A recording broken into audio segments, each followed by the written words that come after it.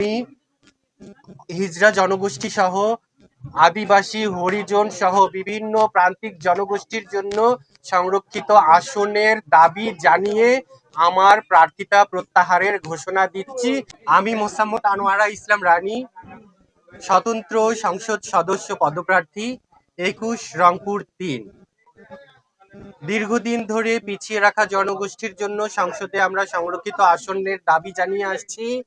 এই সরকারের প্রতি একটু স্বপ্ন দেখেছিলাম, আশা করেছিলাম যে এই সরকার আমাদের যেহেতু সবাইকে নিয়ে নতুন বাংলাদেশ গড়ার কথা বলছে, পরবর্তীতে আমরা দেখেছি এখানেও আমাদের উপস্থিতি নেই। আমাদেরকে বাদ দিয়ে একটা সংসদ গঠন হতে যাচ্ছে, আমাদেরকে বাদ দিয়েই আগামীর ভবিষ্যৎ, আগামীর দেশ সুন্দরভাবে সাজানো হচ্ছে। তো আমি মনে করি কাউকে পিছিয়ে রেখে কোনো জাতি কোনো ধরনের উন্নয়ন করতে সক্ষম হয় না।